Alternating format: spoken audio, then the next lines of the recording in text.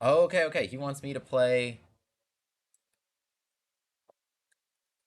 He wants me to play. I made a video on this. Bishop e5. It looks like one of maybe the worst move on the board. It is d5 here. All right, let's go. Let's go. It is lots of fun. It is lots and lots of fun.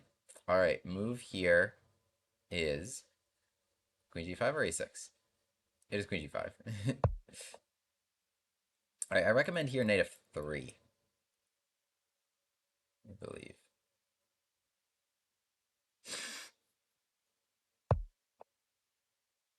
Oh, castles. Oh, very nice.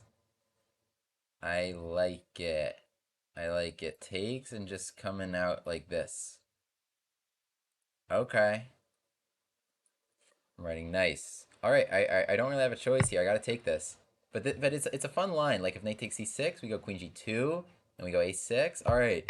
I thought I was putting on gambit glasses. He's putting on gambit glasses. d4 is also a really nice move.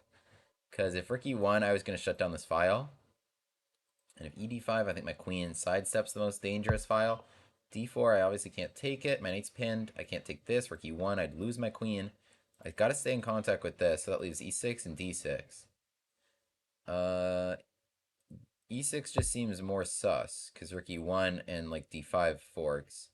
So I think this is like my only move. Wow, castles. Very nice. He wrote, this is the Frick Gambit.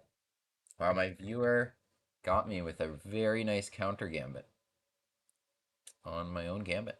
I didn't even. This is good. This is a good addition. Because I recommend here the very rare knight f3. It's the best way to deal with queen g2 because it gives rook g1 as an option with the knight defending.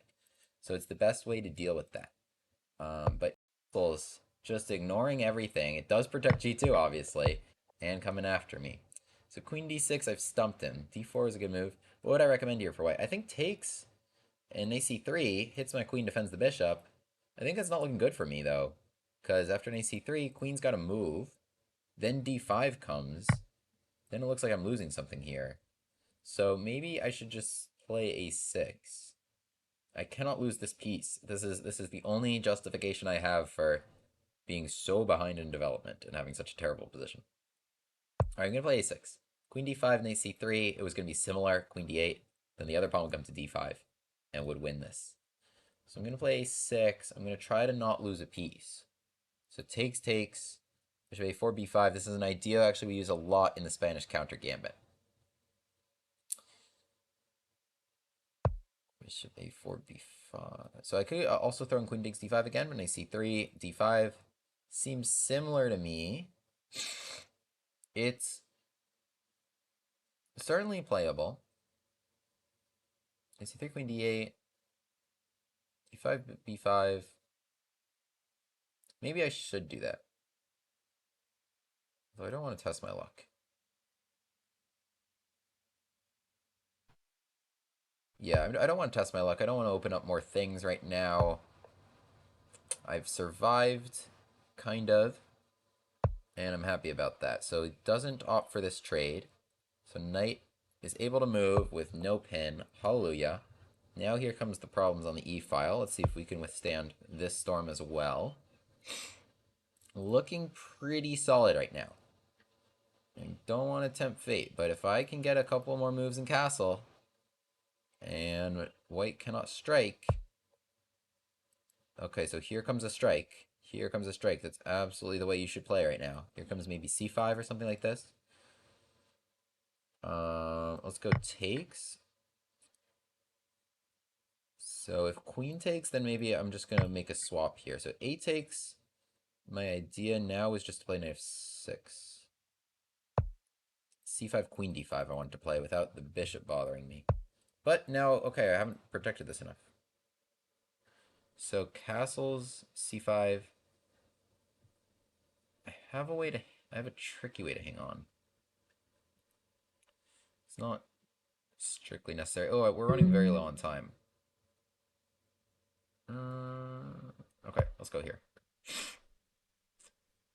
I want to be able to play like rook e8 and get him on the back rank.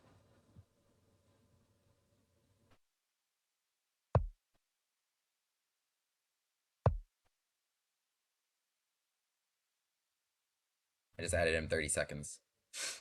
All right, we each just. Oh, he gave me 45. All right, so we're gonna make this better content. All right, so it's not a dumb blitz out. There's no increment. We've each given each other 45 more seconds. And I made a little trick here. I escaped because, oh, he fell for it. Rook e8, hitting the queen. If you take there, rook there is mate. He does have bishop f4 as a bailout, potentially. So, okay, he's getting some stuff for the queen, but we are just up. He did get a bishop and a rook there, but we were already up a piece. So this is just looking pretty good now. Knight g4. There is this tricky move, bishop f4. You cannot get back ranked. You don't want that to happen. Let's just throw an h6. Oh, c5 now. I should have played queen b4. c5? Yeah, okay. This is a pawn clump. It's annoying. It's annoying for sure. Queen d7. Trying to take this.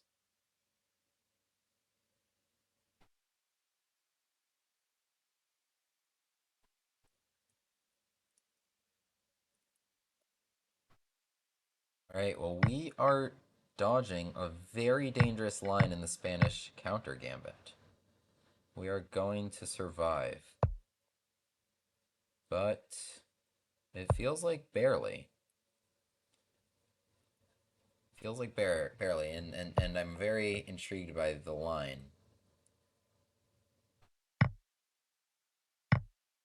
Gambit. And swing it around. Swing it around. Get that king. Yeah, I think we had it. GG Sam, I am the man.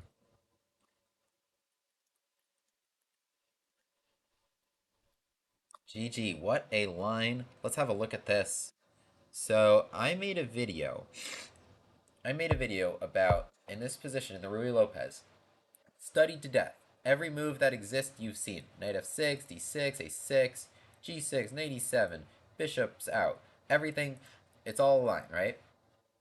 However, this crazy move d5, it's a really, really fun one. Trying to play e4 and really trying to go queen g5, and g2 is the main target. It's like the one thing that's unprotected. So a lot of like really, really fun lines, and it certainly passes the Lichess challenge. You forgot the theory. I think I may have forgotten some of the theory as well. But it's pretty straightforward idea because you're really just trying to go queen g5 in a lot of lines and take on g2. Or play e4, right? So really, really fun stuff. And also you know more than your opponent, which is just absolutely zero. They have no clue what they're doing against this, and it's just very intimidating to play against this white. Like if you were white, would you want to face this? Probably not, right? So then there you go.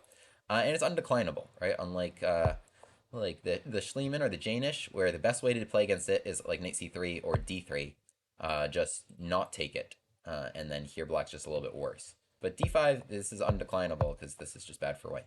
So they really have to go into it. All right, anyway, fun line. I typically don't play it on stream because I play all bush gas gambits, but maybe we'll throw in some knight c6s and we'll see what we can get. But yeah, so this is a very, very interesting line where knight takes e5, queen g5, and then we're looking at 2% of games, just 36 out of 2190. It is the 6th most common move, coming after queen f3, which just straight up hangs the knight. But very dangerous because of g2. Castles. Oh, you forgot. You forgot the theory in this line. Yeah, so castle is so interesting. So it's actually equality. It's actually equality in this position. So d4, great move. Great move with d4. So the issue is my queen is here, and I've got trouble on the pin. So takes would lose the queen. My knight is pinned. Takes would lose the queen. My king and queen are pinned. So queen had to go d6, I think is the only option. I've got to guard against this. I don't want to go here because I just didn't want to get like forked. Right, so I thought d6 was more solid. So e takes d5, this is all, I think, correct. We're staying at zeros on the engine. a6 had to be played, so queen takes d5 has been played. Actually, this has occurred 5 times. I don't blame you for forgetting the theory.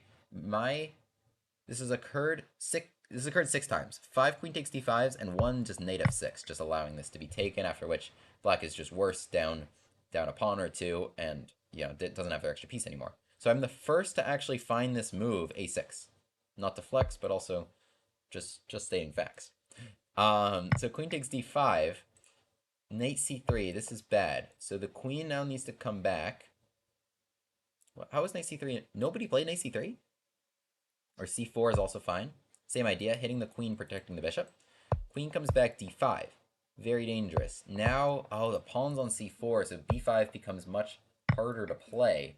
This becomes very, very difficult to play for black. And by taking d5, you really kind of like allow white to add to their position, whether it's by knight c3, whether it's by c4. You allow them to add to their position by making that trade. And one more pawn is just not what you need right now. If you're black, you need to not lose a piece and not lose your king. So a6 here allows for now this trade, where now maybe you can shield the e-file and try to escape like I was eventually able to do in the game. But Sam, I am the man. You really kept up the pressure here with bishop a4, which is correct. And now it's saying queen takes d5, which I was torn between that and the game move I played b5. But this is minus 0.1, and this is 0.0, so about equal. Bishop a4, bishop b3, very good decision. So now you keep the pressure on this knight. I play knight a5, which is a blunder. Oh! Pause the video. Pause the video. White to play here and win. Always got to be aware of the unprotected things. Queen e1 check, we both missed it. We both completely missed that. Queen e1 check. So, knight a5 is a blunder, and rook e1 is a blunder, just because we both missed queen e1. Yeah, I gotta go here to b4, where it's protected. After which, okay, you have two pawns and some development advantage. And also this knight feels like it doesn't have any squares. a3 feels like it'll trap the knight. So I don't know why they recommended that. But knight a5, okay, yeah, queen e1 check. Tough one. Tough one. Queen doing queen things. Going like a rook, going like a bishop. So check bishop e7, c4. I like c4. I like c4, and it is the best move according to the engine. Like if you just go la di da di da, right here, then you lose this game for sure, right? Because my king escapes and then I'm up a piece. But c4, like you strike now. Now if I'm la di da di da, c5, and here you come. You strike now before my king escapes. So when your opponent's king's in the center, go for it, blow it up. So c4, black here has to be careful, and I did not do it right. So I should have gone knight c4. I went knight b3. AB3. So you actually just shaved, it was minus 1.7, and now it's minus 0.6. So knight takes b3. In fact, I can just do this. There you go. Now you see everything I see. Knight takes b3, so now AB3, good choice. Good choice, fortifying this pawn, opening this. I'm playing knight f6, queen e2. Keep the pressure. Don't allow me to run away. Very, very good choice. Very good choice. So I'm looking here at castles and queen e7 and rook e8. And for a moment, I think this is very good because it hits the queen, and if takes, then I back rank mate you, right? So it's like, oh, you can't take the bishop. But you can because I also get back rank mated. Take, right? Or it's not quite back rank mate, but I'm just down a piece here, right? You have an extra knight. So can't do that. So I need this bishop out first, at least is my thinking. So rook e8, so at least like two guys are defending e8. But this was a terrible choice, and you see minus 0.6. So queen d7 was the other move I was thinking about. It's because it's a very sneaky purpose. So like, let's say knight c3 now. So castles, it also dodges c5. But now it takes e7, rook e8. And so now the point is we defend this, and the queen is lost here. Because if you take, that is mate. That is mate. So it's a very sneaky purpose. You can play bishop d2 for an equally sneaky purpose, trying to guard that, which would allow you to take this bishop. And now you see it's recommending like king f8. So white successfully, caused significant problems for black's position here. All right. In the game, I played bishop f5 and knight c3. We both blundered because bishop f4, great move. Great move. No wonder the queen needs to step back. Hitting the queen, of course, if I take, that is mate. All sorts of problems with the king in the middle, not being able to get out in time. So now queen comes back, and I'm also not able to castle still. Again, like king f8, but now, you're able to take all this. Knight b5, like all sorts of pressure. It's tough to be the defending side. It's tough to be the defending side for sure when your opponent is just boom, boom, boom, coming after you. And even me, I'm blundering. So knight c3 was not making a critical threat, but we were very low on time, so I do not fault you for that. But just got to keep coming with these threats. Keep coming with these threats, because knight c3, it looks like I can't castle, but I can. And I find this resource where queen e7. Now my bishop's not in the way, although, we both missed this, but my bishop's not in the way, and I'm able to play this move rook e8. I have e8 guarded enough times. Actually, that is exactly what happened in the game. Queen e7, you take it. Probably shouldn't take it, but you know, if just bishop d2, okay, black here's up a piece. But really had the threats coming the whole game, and so here, yeah, I'm just up the queen, coming out with these pawns, but we are just up the queen. That sacrifice was kind of a nice one. Takes, hitting the bishop, defend, and now here that comes around. Yeah, wow. What a game. What a game, what a game.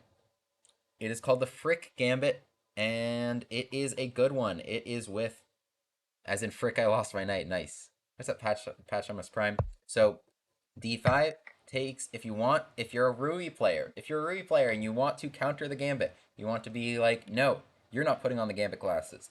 I'm putting on the Gambit glasses. If you're white here, you can take, and after queen g5, castles. Sam, thanks for showing us this. Takes d4, and you can really come after black. There's a lot of tricks here, and black has to find a move that nobody found until now, right? Queen d6 is even not the most common move you see there. You have to. There's a lot of things black has to do right, and then I mean I found that, but then even after that I blundered, right? So queen d6 takes, and they had to find it here a6, or else wow. So really statistically, if you're white here, statistically it is in your favor. All right. Subscribe if all that goes on YouTube. I think that was a really interesting game. All right. Frick Gambit.